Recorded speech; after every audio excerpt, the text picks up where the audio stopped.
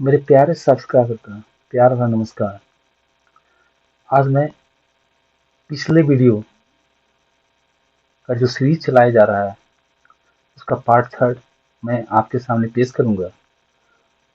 और यह main series का है जो 11 to 13 जीपीएससी का है। मैंने लॉन्ग आंसर टाइप का पहला क्वेश्चन का सॉल्व किया था। आज मैं दूसरा क्वेश्चन का सॉल्यूशन करूंगा और साथ एक मॉडल आंसर भी दूंगा। ये दूसरा प्रश्न इस प्रकार है: critically analyze the market reforms initiated by Alauddin Khilji. Alauddin Khilji द्वारा शुरू किए बाजार सुधार की आलोचनात्मक समीक्षा करें। मैंने पिछले वीडियो में क्वेश्चन टाइप्स बताया था, जिस कैसे मेंस लिखा जाए। तो मैंने कई टाइप में डिवाइड किया था क्वेश्चन को। ये दूसरा टाइप है और इसमें आलोचनात्मक व्याख्या किया गया है। तो मैं प्रश्न के अनुसार क्वेश्चन आंसर तैयार किया हूँ। चलिए आगे देखते हैं। मैंने एक फिगर भी डाला है यहाँ पे अलाउद्दीन खिलजी की बाजार नीति की, और आप इसको देखें। ये स्टूडेंट के लिए काफी हेल्पफुल होगी। मेरा मॉडल आंसर इस प्रकार है। मैंने दोनों लैंग्वेज में इसको लिखा है, हिंदी एंड इंग्लिश में। तो पहले हिंदी का मॉडल आंसर इस प्रकार है: अलाउद्दीन खिलजी द्वारा शुरू किए गए बाजार सुधार की आलोचनात्मक समीक्षा करें। तो पहला पार्ट मैंने बताया था इसका इंट्रो। तो इंट्रो इस प्रकार है: अलाउद्दीन खिलजी दिल्ली सल्तनत के खिलजी वंश के दूसरे शासक, जिनका कार्यकाल 1296 से 1316 ईस्वी था। वह अपने कड़े और प्रभावशाली बाजार सुधारों के लिए प्रसिद्ध हैं। उनके सुधार मध्यकालीन इतिहास के आर्थिक नियंत्रण का एक अद्वितीय उदाहरण है। इन सुधारों का उद्देश्य सिर्फ आर्थिक नहीं बल्कि राजनीतिक और सैन्य भी था।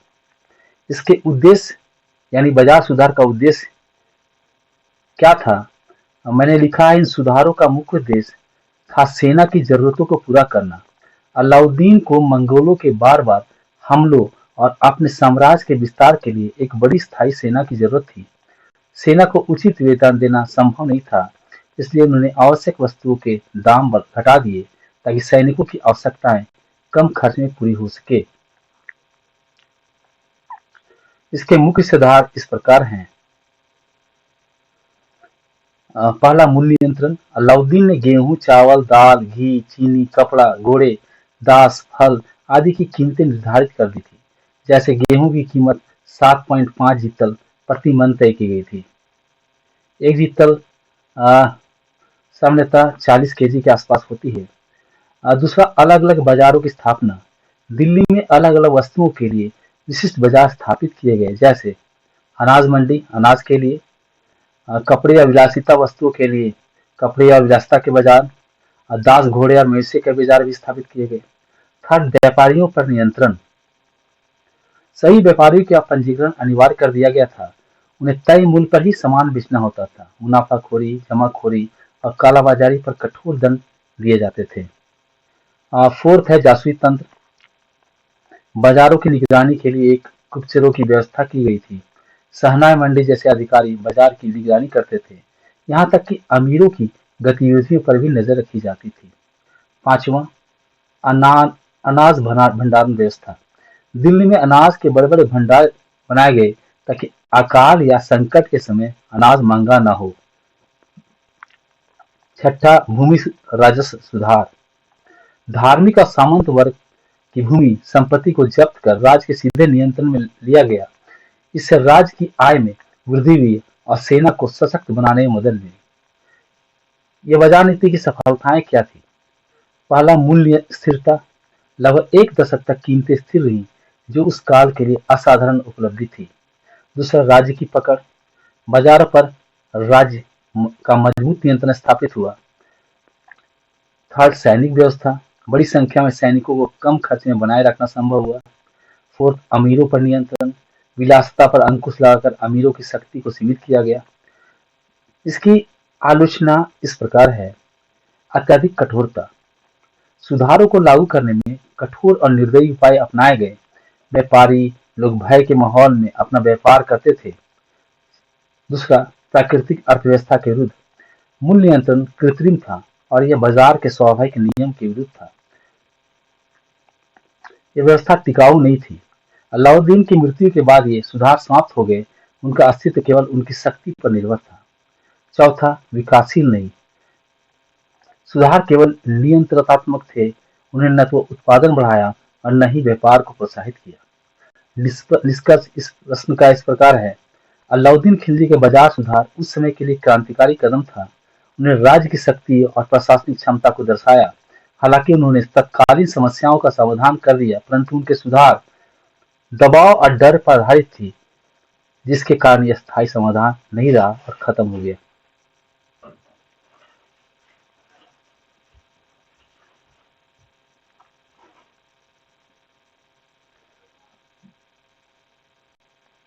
इंग्लिश का मॉडल इस प्रकार है। Critically analyze the market reforms initiated by Alauddin Khilji. Alauddin Khilji, the second ruler of the Khilji dynasty of the Delhi Sultanate, 1296-1316 AD, is remembered for his bold and far-reaching market reforms. These measures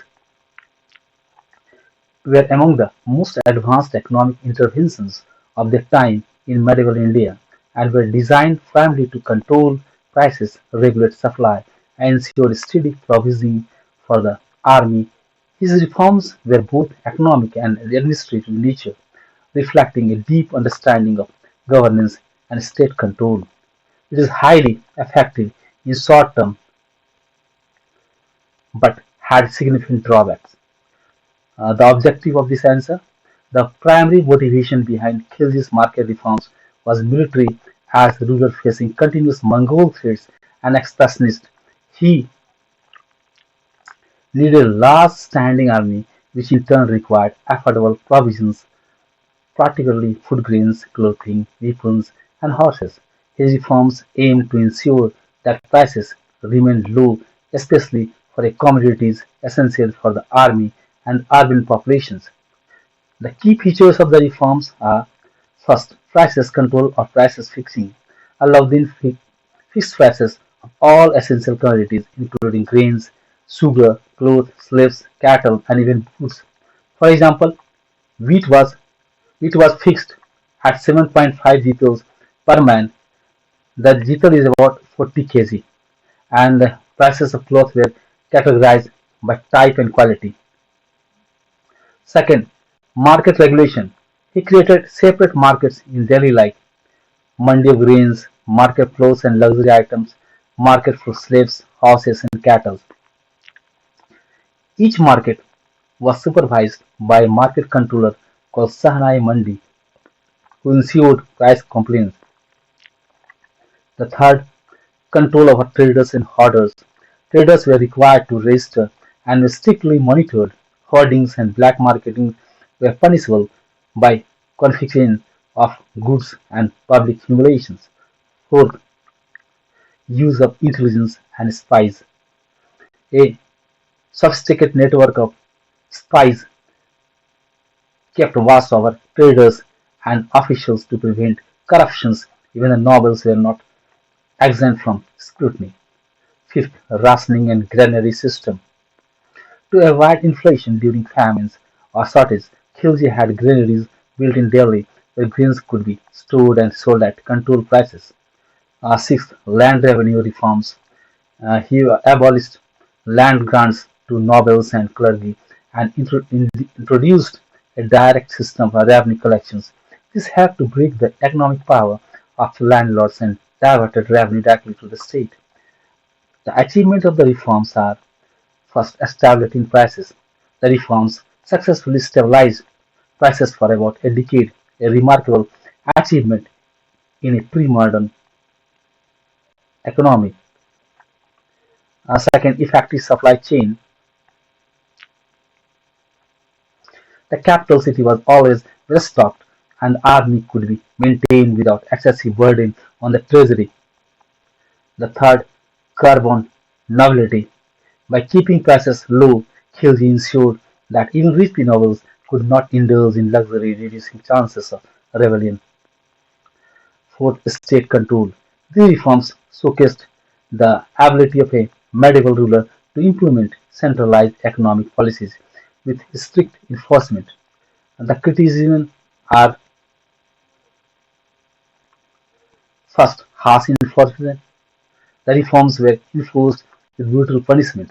Traders who live under fear and minor violations were met with severe penalties. Second, unnatural controls. Prices were artificially fixed and did not reflect market realities, leading to resentment and unofficial black markets. Third, dependence on authority. The system worked only due to Alauddin's personal control and iron will. After his death, the system collapsed rapidly. Fourth, no structural changes. The reforms failed to address long-term agricultural productivity or trade expansion. They were reactive, not developmental.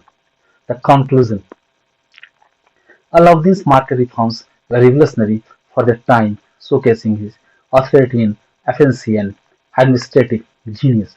While they brought short-term economic stability and allowed for the sustenance of a large army, the reliance on fear and state overreach without structural economic development meant that the reforms could not outlast his reign. तो मैंने दोनों model answer तैयार किया। आपको कैसा लगा? आप अपने कमेंट जरूर करें और जो क्वेरीज होगा वह मेरे व्हाट्सएप नंबर पे आप मैसेज कर सकते हैं।